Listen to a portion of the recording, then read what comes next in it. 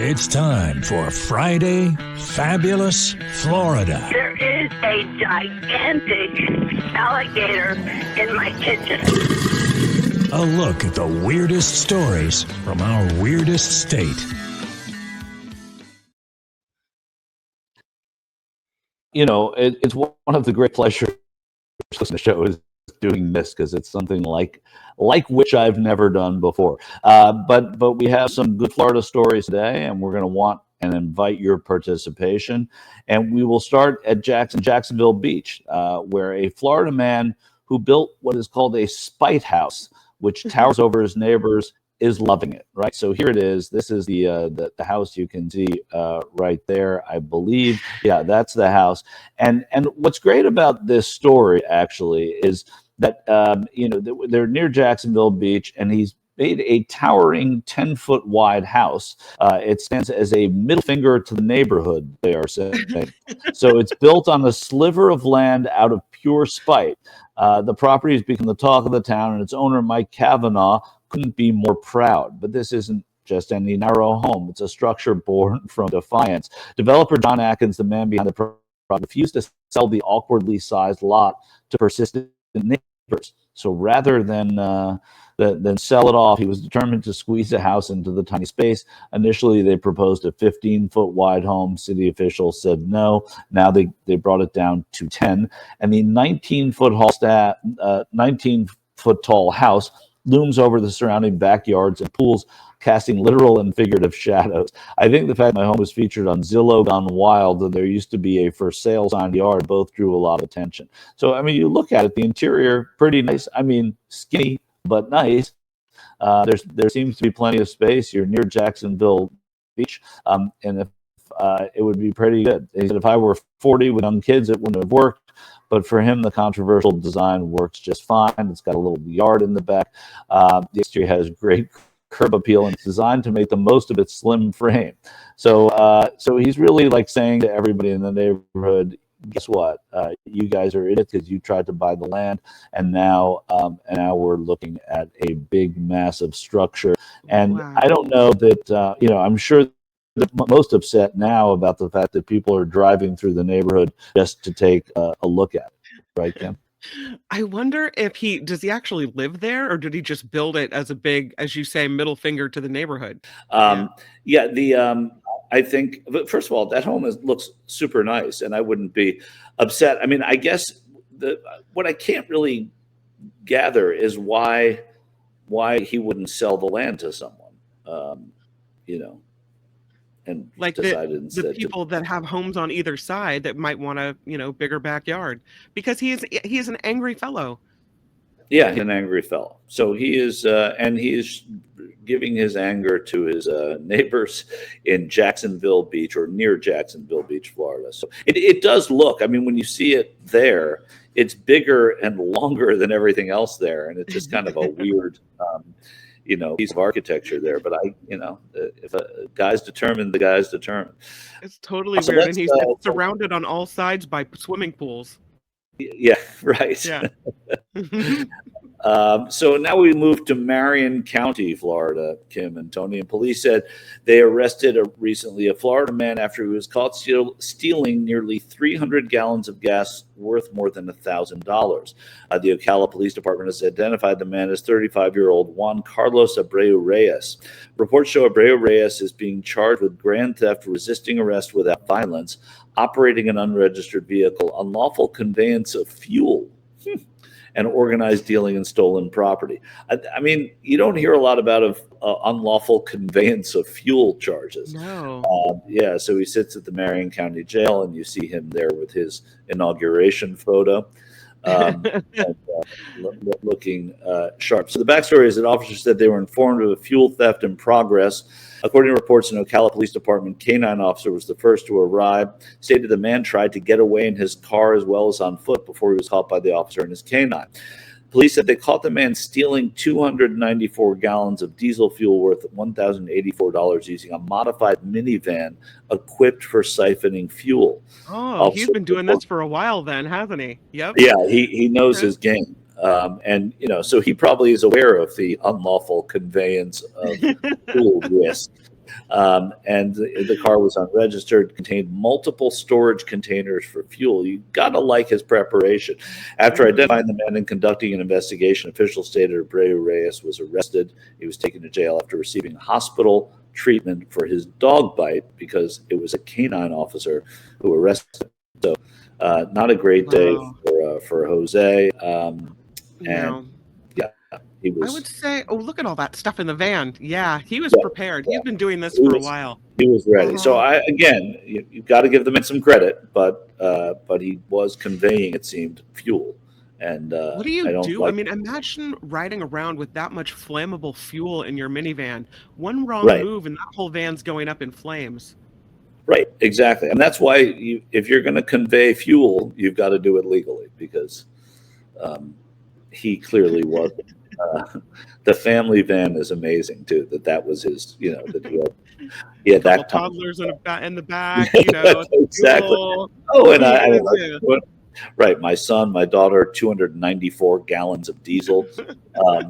It's pretty great. Okay, so now we move from Marion County, Florida, to Polk County, Florida.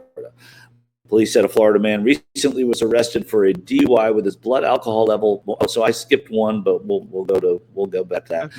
Blood alcohol levels more than 6 times the legal limit. Ooh. 6 times. The Haines City Police Department arrested Miguel Anuel Rodriguez on January 7th in the Haines City area of Polk County. He sits in Polk County Jail. So here, the backstory is a Haines City police officer was patrolling on the 7th of January when a concerned person called 911 about an unresponsive driver.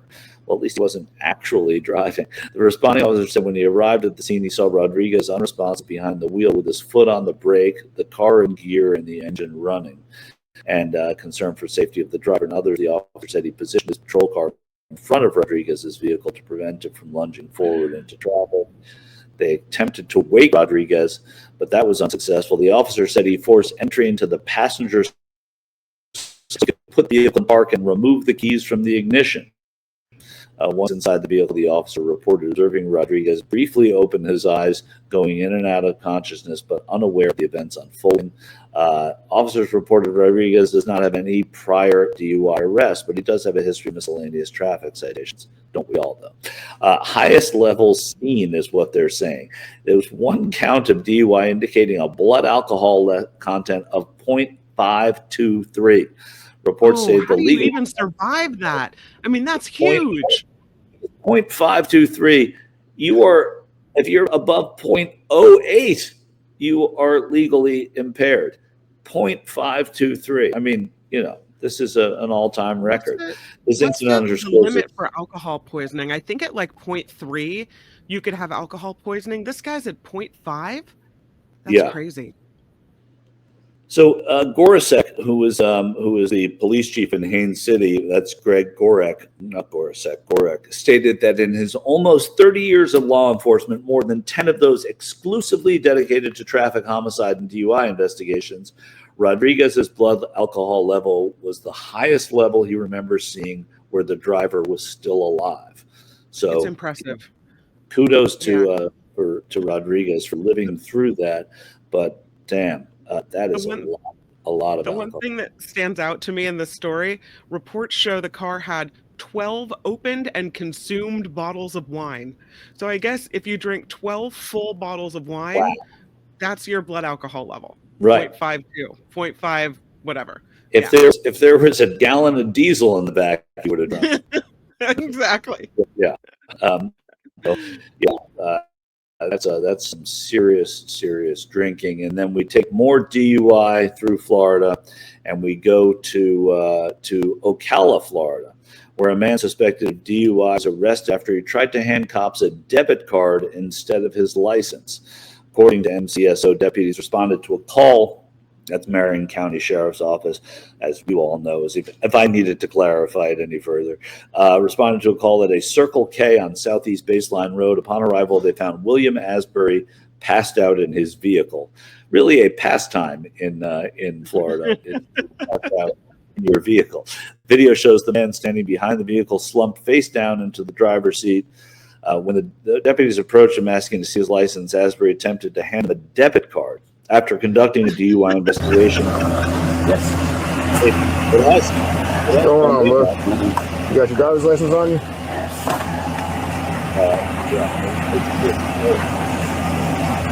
That's a debit card. This guy's. That's debit card, sir. Nope, it's not your driver's license. Yeah, it's fantastic. That's a pretty good mugshot. Look at that. I mean, it's got my name on it.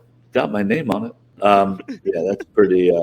Peter Noon said he should drive a Cybertruck. So he has a pretty good inauguration photo himself. I mean, he's looking pretty sharp. Spend some good time on grooming that Van Dyke, or is that what it is there? So some of the ratings for this one coming in: a 4, a 2.3. Forgot that we do that. 6.5. Tammy Stansel giving him a 6.5. Pretty good. He gives me a Willie Nelson vibe a little bit. Yeah, there's a little bit of that, right? Mm-hmm. There's no question. I mean, these are. I mean, so Trevor gives it a -7. Silicon Valley blocks 3.2178. Yeah, I would have given a 3.2179, but I see where you're coming from. Gordon says cute hair. Yeah, he does have a do. There's no question. So I guess now, Kim, we first of all, Luis coming in $4.99. It continues to be Tony's birthday all day, whether we're in California or Florida. Happy birthday, Tony! You live in an arcade and go to 1,000 shows. Keep winning, my friend, and be well. Look at that. So that's nice. The love for Tony not ceasing. So the Friday Fabulous Florida winner, Spite House is at 24%, the Gas Thief at 31%, DUI debit card at 19%, and 6 times drunk is 24%. So I haven't voted yet, but I think that I love records. We were talking about Ovechkin earlier, breaking Gretzky's record. This guy was a cop for 30 years, had never seen anyone live through that much of alcohol consumption at that level. But still, the Spite House has people sort of interested, I think, because of the Spite House guy. I don't know the entire story, so for that reason, I can't vote for the Spite House. The Gas Thief, I want to give kudos to because of how well thought out it was. The DUI debit card, fine. To me, that could happen in any state. But 6 times drunk, that's going to have to get my vote, Kim. So many, many moons ago, while I was in college, I worked in an emergency room, and there were always people that were inebriated coming in, and the blood alcohol test would be run, and everyone in the ER would throw a quarter in a cup, and you would write on the outside of the cup what you thought the blood alcohol was of this particular person based on their behavior in the emergency room. Amazing. And in all of my emergency room workings, never, ever have I seen a 0.5 something. Yeah. And this was a major trauma center I worked at. I've seen in the 3s, I've seen in the 4s, and usually at that point, they're not even coherent enough to be behaving badly. Like, this is a serious situation. The fact that this guy was he awake and alert with a 0.522, I have to give him my vote. Like, whoa. Yeah, that's as I say, impressive, but in a bad way. Yeah, in a very bad way. Tony, what's your birthday vote today? Do you have a horse in the race? I usually try to pick these things that are like uniquely Florida. So it's between the Gas Thief or the 6-time drunk, and I'm with you. I got to go with the drunk. I mean, he lived. That's something. Yeah. He didn't die. Right. I like the cop saying that I've never seen at 30 years of this, never seen one that's not dead with this high. Never seen anything like this. Yeah. But I have great respect for the preparation, the thought process of the Gas Thief. But today he just cannot pull out a third place, but the voting has been vigorous, and we appreciate that. He did it. He got drunk in style with wine. He did drunk. That's true. He did. It was wine. It wasn't like this. Wasn't just light beer or some sort of Florida microbrew. This was. God, how many light beers would that have taken? Oh my God, cases. Shows you what a terrible drinker I am. The first thing I say is light beer, right? Right. A glass of water. This has been Friday Fabulous Florida. There is a gigantic alligator in my kitchen. Y'all come back now here. Hi, it's Mark, and I thought that was great. Hit the notification bell, you'll know whenever there's a new video being dropped, and please subscribe to our channel to help us save the universe.